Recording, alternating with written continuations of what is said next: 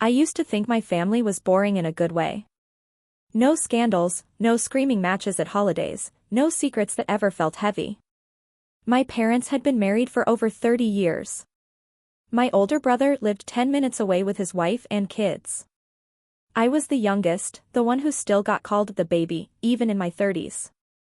We talked almost every day. Group texts, Sunday dinners, birthdays that looked the same every year. It felt safe. Predictable. In 2014, I moved back to my hometown after a breakup and a job change that didn't work out. I rented a small place, but I was at my parents' house constantly. My mom liked having me around. My dad liked fixing things for me. My brother joked that I was freeloading emotionally. It was normal. Or at least I thought it was. The first crack didn't come from anything dramatic. It came from tone. My mother started correcting me in front of people. Little things. How I folded towels. How I told stories. She'd interrupt and say, "That's not exactly how it happened," with this tight smile that made everyone go quiet. My brother started doing it too. He'd roll his eyes when I talked, like I was exaggerating even when I wasn't. If I pushed back, they'd laugh and say I was sensitive again.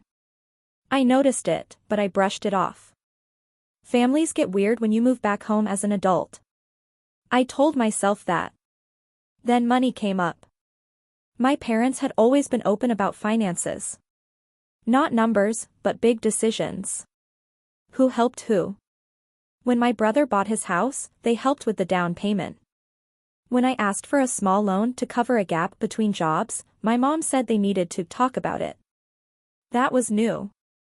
Later, my dad pulled me aside and said, quietly, "It's just not a good time." No explanation. Just that. A week later, I overheard my mother on the phone in the kitchen. She didn't know I was in the hallway.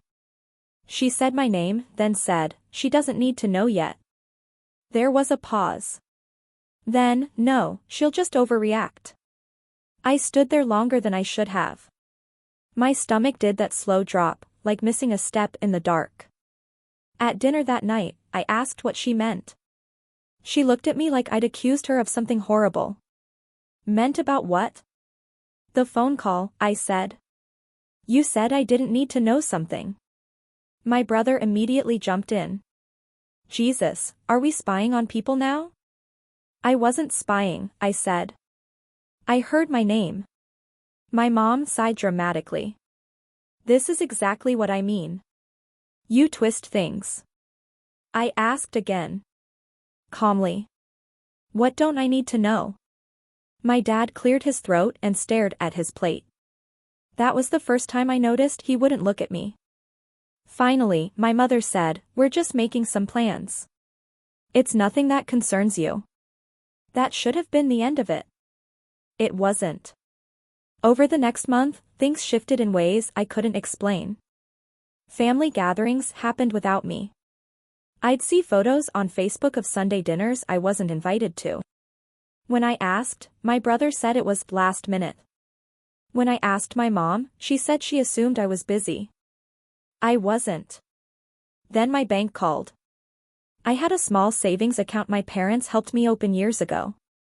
They were listed as authorized users, mostly for emergencies. The banker asked if I had approved a change in account access. I said no.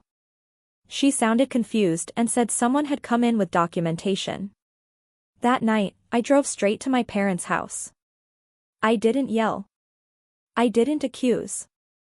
I asked one question: why did you try to remove me from my own account? My mother didn't deny it. She just crossed her arms and said, "We're protecting the family." My brother stood behind her, nodding. My dad stayed silent. That was the moment something in me shifted. Not anger. Not yet. Just a cold awareness that whatever this was, it was already happening without me, and everyone I trusted was standing on the other side of it. After that night, I stopped pretending nothing was wrong. I didn't confront them again right away. I watched instead. I listened. I paid attention to what people said when they thought I wasn't affected. My mother stopped calling unless she needed something. When she did, her voice was careful, almost rehearsed. My brother stopped answering my texts altogether. My dad would send short replies like, busy, or, we'll talk later, but later never came. 2 weeks after the bank incident, I got a letter in the mail that wasn't addressed to me. It was addressed to my parents, but it came to my apartment by mistake. Same last name, old habit. I opened it without thinking. It was from a lawyer. Not a dramatic one. No threats. Just clean, professional language about estate planning, asset restructuring, and beneficiary changes. I read it twice before it fully landed. They were rewriting their will. And I wasn't included. At least, not in the way I used to be. The letter referenced the decision discussed with all involved parties, and consensus among immediate family. That phrase stuck in my head. All involved parties. Consensus. Immediate family. I was immediate family. Or I had been. I drove over again that night. This time, I didn't ask gently. I put the letter on the kitchen table and said, explain. My mother didn't even look surprised. She looked annoyed. Like I'd interrupted her at a bad time. You shouldn't have opened that, she said. It came to my address, I replied. And it mentions a consensus I wasn't part of. My brother laughed. Actually laughed. This is what we were trying to avoid. The drama. What drama? I said. You're cutting me out of the will.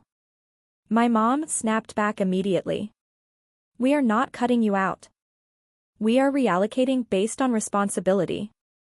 I asked her what that meant. She looked at my brother, then back at me. He has a family. Children. You're single. You don't have the same needs. I said, that's not how this has ever worked. She said, things change. My dad finally spoke. Quietly. It was a joint decision. I asked him if he actually believed that was fair. He didn't answer. That's when my brother leaned forward and said something that I still hear clearly. Let's be honest. You've always needed more help. You're unstable. This is about protecting assets. I asked him what he meant by unstable. He shrugged. Your breakup. Moving back. Job hopping. You make impulsive choices. I said, so your solution is to quietly rewrite everything behind my back? My mother said, we didn't tell you because you react exactly like this. I realized then that this wasn't just about money. It was about control. About deciding who was worthy and who wasn't. I asked who else knew. My mom hesitated for half a second too long. Then she said, your sister-in-law. She agrees with us. That one hurt more than I expected. She and I had talked privately before. She had complained about my brother's temper, about feeling boxed in. I thought we were on the same side of things. Apparently, she had no problem agreeing to erase me. I asked if anyone had spoken up for me. No one answered. I left without yelling. Without crying. I remember walking to my car feeling oddly clear, like a fog had lifted. This wasn't confusion anymore. It was a line. They had discussed my future, my value, my place in the family, and decided I was optional. And they had done it together. At this point, I want to pause for a moment. If any part of this story felt familiar to you, or if you saw yourself in it, please consider subscribing, liking the video, and sharing your thoughts in the comments. You're not alone here. Once I knew what they were capable of, the past started rearranging itself in my head. Comments that used to feel harmless suddenly had edges. My mother's habit of telling people I was still figuring things out. My brother joking that I was the emotional one. My dad smoothing things over by saying, that's just how she is. I saw it clearly now. They weren't neutral observations. They were building a case. I started getting messages from extended family. My aunt asked if I was doing okay financially. A cousin asked if I was back in therapy. I hadn't told anyone I was struggling because I wasn't. But someone had.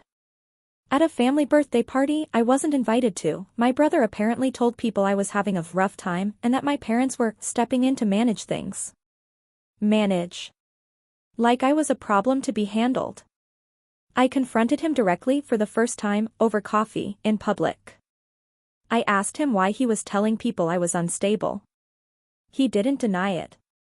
He said, "Because you are." I asked him to give me an example.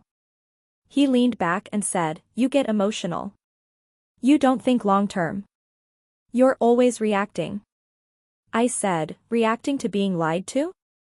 He smirked and said, "See? This right here." I told him he had no right to speak for me. He said, "Someone has to. You make yourself look bad." That was when he admitted something I didn't expect. He told me the idea to change the will had been his. Not my parents'. His. He said he'd brought it up after my breakup, after I moved back. He told them he was worried I'd burn through whatever I got, that I'd make bad decisions, that it would be better if assets were secured through him. I asked if my parents pushed back. He said, "At first. But they came around." I asked how. He shrugged again. I laid it out. They agreed. I asked him if he felt any guilt. He looked at me like I was naive. "This isn't personal. It's practical." That was the word they kept using. Practical. Responsible. Protective. I went to my parents' house after that meeting. I didn't tell them I'd spoken to my brother. I wanted to see if they would be honest on their own. I asked my mother if the idea had come from them. She said yes. I asked her again, slower. She changed the subject. I asked my dad directly. "Did this start with him?" My mother snapped, "Why are you trying to pit us against each other?" My dad stared at the wall. Then he said, "We all agreed." That wasn't an answer. I said, "You're letting him rewrite the family and pretending it's neutral." My mother said, "You're being dramatic." I said, "You're choosing him." That's when she said the most degrading thing she's ever said to me. She said, "If you were more like him, we wouldn't have to do this." Something in me went quiet. I realized arguing was useless. They had a script, and they were sticking to it. I was the unstable one. The difficult one. The one who couldn't be trusted. So I stopped pushing. Outwardly, I backed off. I told them I understood. I told them I needed time. I played the role they wanted. Hurt, but compliant. Internally, I started taking notes. Because once you understand how people justify hurting you, you also understand how they'll never see it coming when you stop participating. When I stopped arguing, they relaxed. That was the first real lesson. As long as I pushed back, I was emotional. The moment I went quiet, they assumed I was defeated. I started showing up again. Not all the time, but enough. Sunday dinners. Holidays. I smiled. I asked my mother about her garden. I listened to my brother talk about work like nothing had happened. I didn't bring up the will. I didn't bring up the bank account. I let them think the issue had settled. Behind the scenes, I cleaned up everything. I removed my parents as authorized users from my accounts. I opened new ones they didn't know about. I pulled my credit report and froze it. I changed passwords I hadn't thought about in years.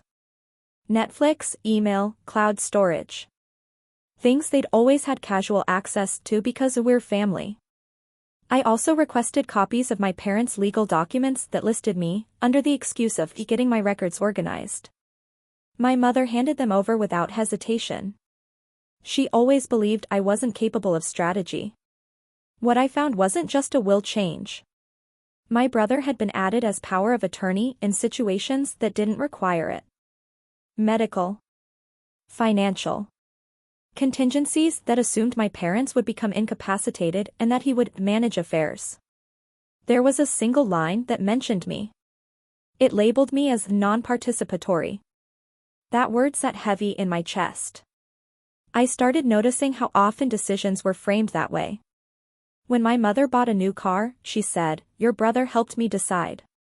When my dad adjusted his insurance, he said, "We ran it by your brother." They spoke about him like an authority. They spoke about me like a liability. At a family gathering, my sister-in-law pulled me aside. She smiled like we were sharing a secret. "I hope you understand," she said. "This is really for the best." I asked her what she meant. She said, "You have a lot of feelings. He's more stable." I asked her if she'd be comfortable being described that way. She laughed nervously and said, "You know what I mean." I didn't push. I just nodded. That made her more uncomfortable than arguing would have. A few weeks later, my mother asked me for help. She wanted me to co-sign a small loan for home renovations. My brother's credit was tied up. Mine wasn't. I asked her why, if I was unstable. She frowned and said, "Don't start." I said, calmly, "If I'm too irresponsible to be trusted with inheritance, I'm too irresponsible to co-sign debt." She accused me of holding a grudge. Of being petty. Of punishing them. I said no. I said I was just staying consistent with the role they'd assigned me. That was the first time I saw fear flicker across her face. After that, the pressure started. My dad called more. My brother texted, acting friendly. My mother cried about how divided the family felt. They wanted access again. Emotional, financial, logistical. I gave them just enough to think they were still in control. But I was already gone. Not physically. Psychologically. And once you're no longer inside a system, you can see exactly where it's weakest. The real betrayal didn't fully hit me until I realized they weren't just planning for the future. They were rewriting the past. It started small. My mother told a story at dinner about my childhood, about how I was always difficult and needed extra attention. Everyone nodded. I remembered that year clearly. I wasn't difficult. I was sick. I had mono and missed half a semester of school. That detail disappeared in her version. Another time, my brother joked about how I blew through money in my 20s. That never happened. I paid my own rent, my own bills, worked 2 jobs at one point. But no one corrected him. Silence has weight. I felt it press down on me. I finally understood that this was intentional. They were building a shared narrative where their decisions made sense. If I was unstable, irresponsible, emotional, then cutting me out wasn't cruel. It was logical. And everyone was participating. I decided to test something. I told my mother, casually, that I was thinking of moving out of state for a job opportunity.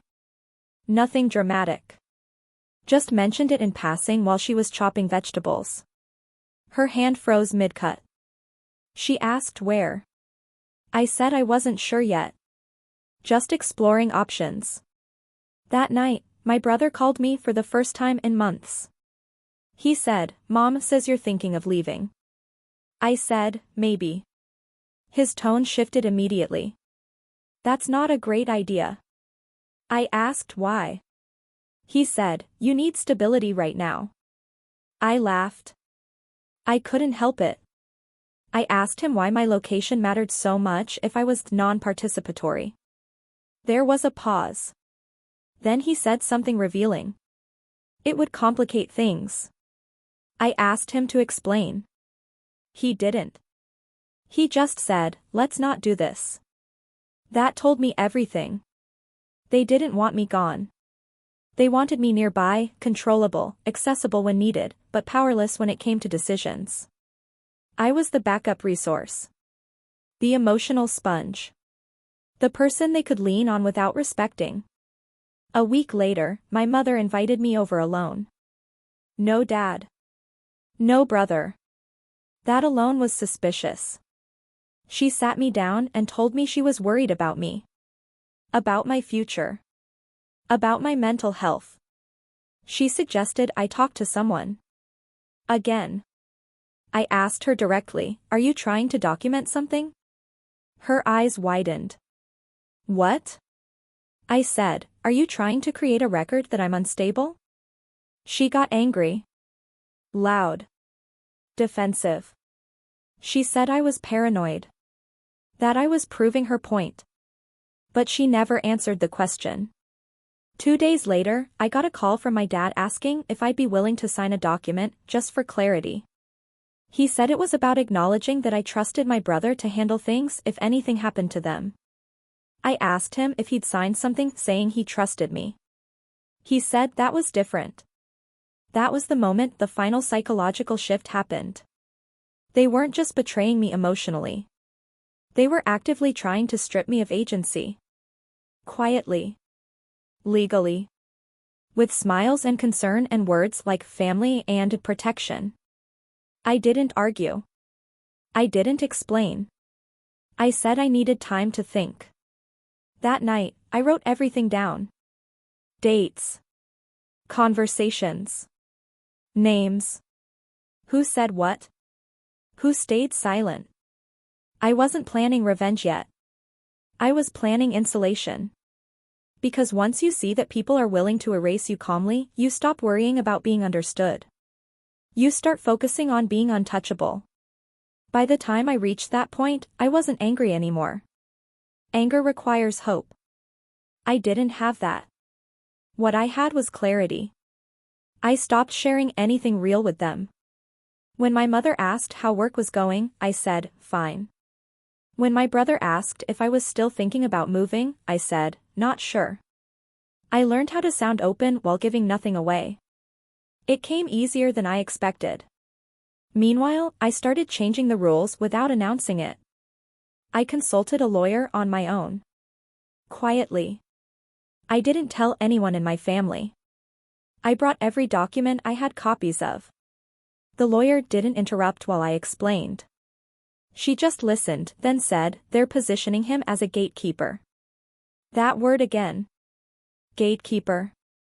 It fit too well. She helped me draft my own legal protections. Advanced directives. Powers of attorney that named people outside my family. Instructions that explicitly excluded my brother from making decisions for me under any circumstances. I didn't file them immediately. I waited. I also started declining favors. When my dad asked if I could watch their house while they were away, I said no. When my mother asked if I could help organize paperwork, I said I was busy. Each refusal was met with confusion, then irritation.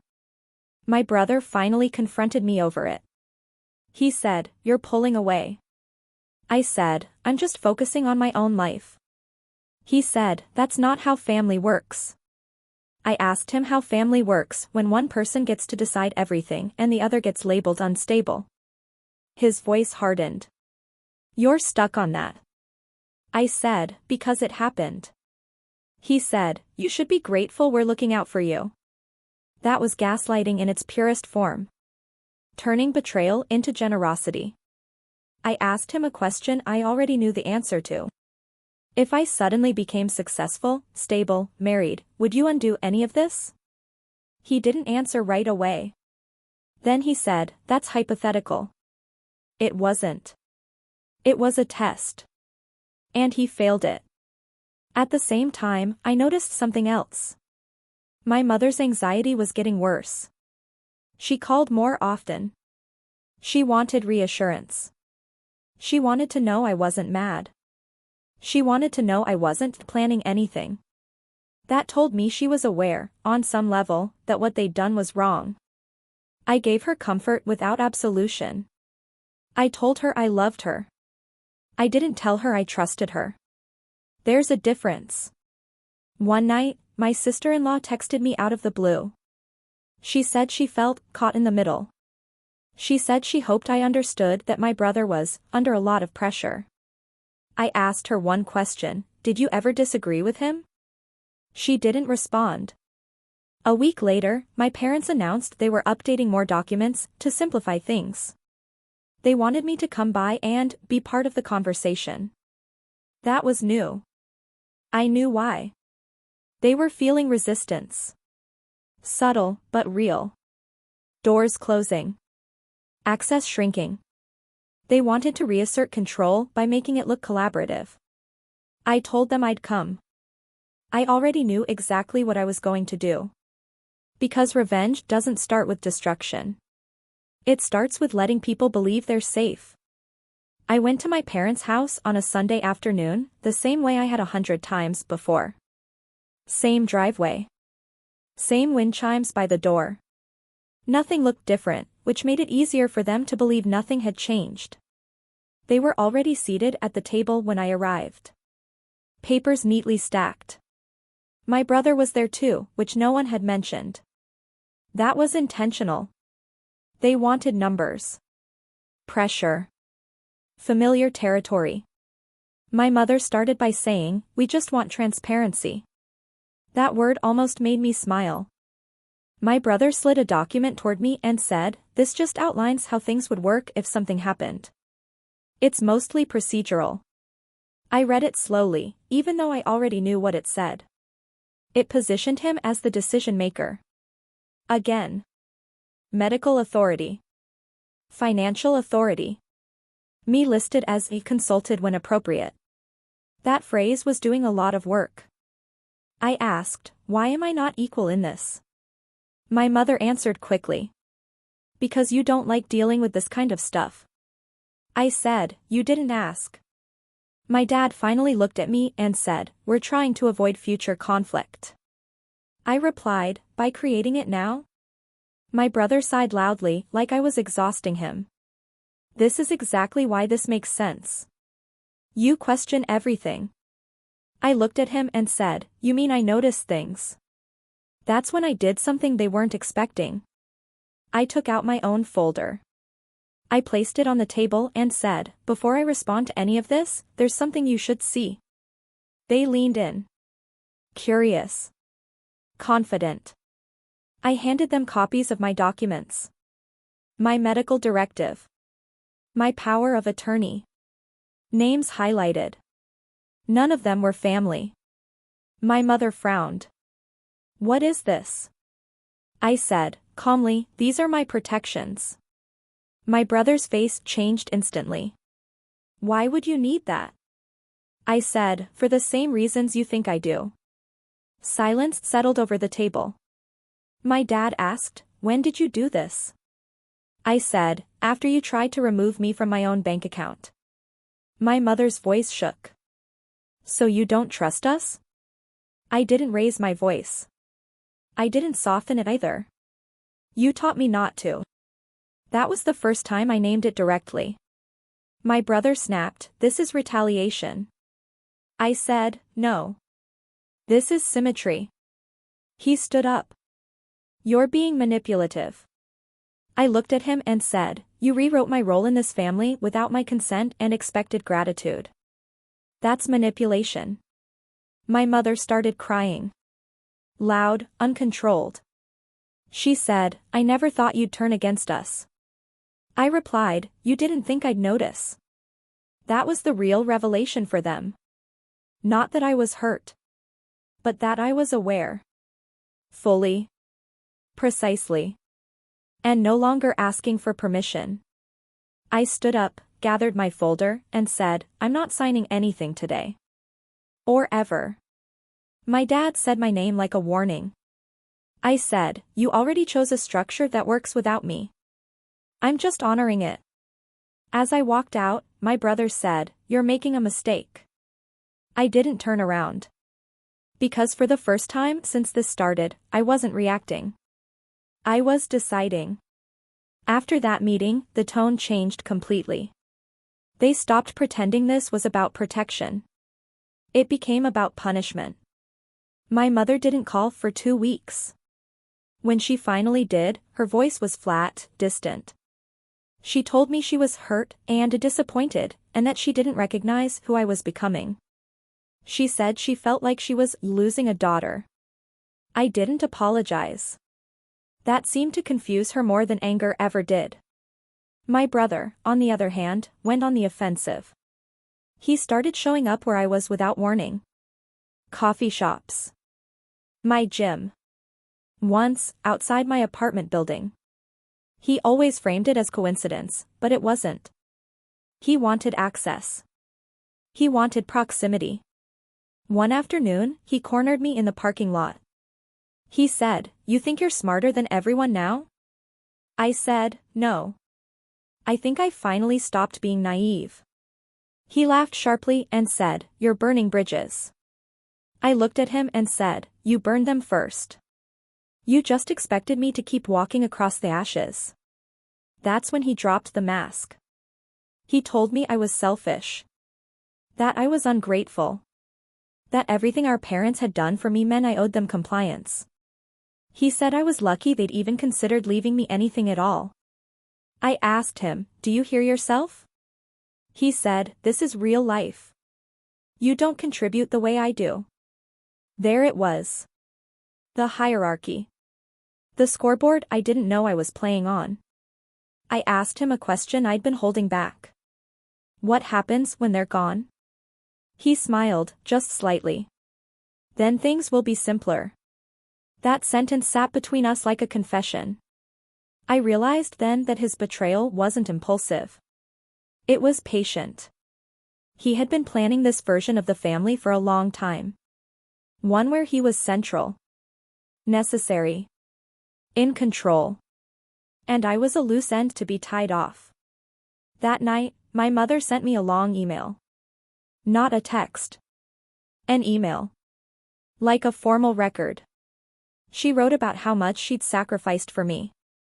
About how difficult I'd always been. About how my emotional volatility made people walk on eggshells. She wrote that my brother had always been the steady one. The reliable one. The one who stepped up. She ended it with, "We did what we thought was right." She CC'd my father. I didn't respond. Instead, I forwarded it to my lawyer. A week later, something unexpected happened. My father came to see me alone. He looked smaller than I remembered. Tired. He sat on my couch and didn't know where to put his hands. He said, "Your mother is upset." He said, "Your brother feels attacked." He said, "The family feels fractured." I waited. Finally, he said, "This got out of hand." I asked him how. He admitted, quietly, that my brother had pushed harder than he let on. That the will changes had escalated faster than he was comfortable with. That he'd stayed silent because it felt easier than fighting. I asked him if he understood what that silence cost me. He nodded, but he didn't say sorry. Instead, he asked if there was a way to smooth things over. That's when I told him the truth. I told him I wasn't trying to get back in. I wasn't trying to reclaim anything. I told him I was done negotiating my worth with people who benefited from seeing me as less. He looked shocked. Like that possibility had never occurred to him. He said, "So what happens now?" I said, "Now you live with the structure you agreed to." When he left, I didn't feel relief. I felt confirmation. They were starting to realize something fundamental had changed. That I wasn't just upset. I was unreachable. A few days later, my sister-in-law called me crying. She said she felt trapped. That my brother was angrier all the time. That the house felt tense. She asked me if I'd fix things. I told her, gently, I didn't break them. Then I blocked her number. The final shift came when I checked my credit report again. There was a new inquiry. Someone had tried to open an account in my name. And I knew exactly who would benefit if it went through. I didn't panic when I saw the credit inquiry. Panic is what people expect from someone they've labeled unstable. I felt something else instead. Precision.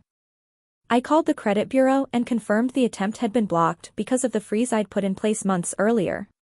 The representative asked if I recognized the business name. I did. It was the same local bank my parents used. The same branch my brother went to. I asked for documentation. Then I called my lawyer. Within a week, I had enough to stop guessing. The attempt hadn't been random. Someone had walked into that bank in person. They had my full name, date of birth, old address, and my mother's maiden name. Information only family had. They claimed I had authorized them to act on my behalf. They failed because they couldn't provide ID. That mattered. I didn't confront anyone immediately. I waited. People who feel entitled always get sloppy when they think time is on their side. A few days later, my mother called, frantic. She said there had been a misunderstanding at the bank. She said my brother was just trying to help consolidate things. She said no harm was done, so why was I making this bigger than it needed to be? That was her mistake. I asked her one question. Did you know he was going to do that? She hesitated. I said, answer me. She said, he mentioned looking into options. I asked, did you tell him it was okay? She whispered, we trust him. There it was. The final confirmation. I told her I had documentation. I told her I had legal counsel. I told her that if anything like that happened again, I wouldn't warn them first. She started crying, saying I was threatening the family. I said, no. I'm defining consequences. Then I called my brother. I didn't yell. I didn't accuse. I told him I knew exactly what he tried to do. He denied it at first. Automatically. Reflexively. I told him the bank had records. I told him impersonation was a crime. I told him intent mattered more than outcome. The silence on the other end stretched long enough that I could picture his face. Then he said, you're really going to do this? I asked, do what? He said, turn this into something ugly. I replied, you already did. I'm just not cleaning it up for you. He tried a different angle. He said he was under pressure. He said he was trying to protect our parents. He said I was overreacting. I interrupted him for the first time in my life. I said, you tried to take control of my financial identity without my consent. That's not protection. That's entitlement. His voice went cold. Careful. I smiled, even though he couldn't see it. That's my line. I hung up. That night, I sent one email. Short. Factual. Calm. To all of them. I stated what had happened. I stated what I had documented. I stated my boundaries. No contact unless initiated through lawyers. No involvement in my finances, medical decisions, or personal affairs. Any further attempts would be treated accordingly. No emotion. No insults. No pleading. I blocked their numbers after I hit send. The quiet that followed wasn't empty. It was clean. For the first time, the family narrative moved forward without me as a character they could rewrite. They could be angry. They could feel betrayed. They could tell whatever version they needed to survive. But they could no longer touch me. And that was the real revenge. Cutting contact didn't explode anything. That surprised me. There were no dramatic apologies.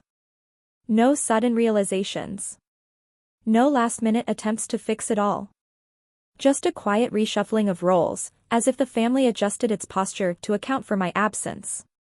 At first, extended relatives reached out. Carefully worded messages. Your mom is worried. Your dad seems sad. Families go through phases. I didn't respond. Silence, used correctly, isn't cruelty. It's clarity. Months passed. Through secondhand updates, I learned what happened after I stepped out of the structure they built. My brother struggled more than he expected. Being the sole authority sounded powerful until it came with all the responsibility. My parents leaned on him constantly. Every decision, every fear, every anxiety. The same pressure he once redirected onto me now sat squarely on his shoulders. My mother's health declined.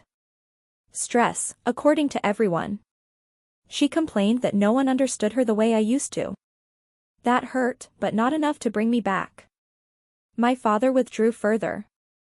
He stopped pretending things were fine. People noticed. The silence he once used to avoid conflict now followed him everywhere. And my brother?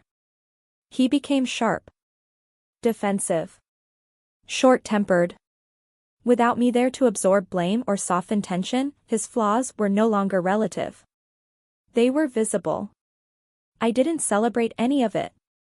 That's important to say. Revenge wasn't watching them fall apart. Revenge was knowing I wasn't required to hold them together anymore.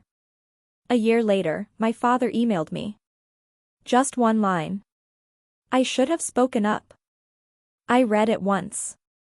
I didn't reply. Because accountability that arrives after consequences isn't repair. It's acknowledgement. And acknowledgement doesn't obligate forgiveness. I built a life that didn't include constant explanation. New routines. New people. A different rhythm. I stopped bracing myself before speaking. I stopped wondering how things would be repeated later. Occasionally, I caught myself preparing to defend a choice that didn't need defending. Old habits linger. But they faded. The last time I saw my brother was at a grocery store, years later. We passed each other in the aisle. He looked older than he should have. Tired in a way that wasn't physical. He nodded once. Not an apology. Not a challenge. Just recognition. I nodded back. That was it. No closure speech. No reconciliation arc. Just two people acknowledging the end of a shared illusion. People like to think revenge has to look dramatic to count. That it needs exposure or punishment or a visible win. They're wrong. The most devastating thing you can do to someone who built power by diminishing you is to remove yourself completely and live well without needing them to see it. They still tell their version of the story, I'm sure. In theirs, I'm difficult. Emotional. Ungrateful. That's fine. In mine, I'm free. And that's the only version that matters. Thank you for listening until the end. If this story meant something to you, please consider subscribing and liking the video. You can also share your thoughts in the comments, I do read them. I appreciate you being here.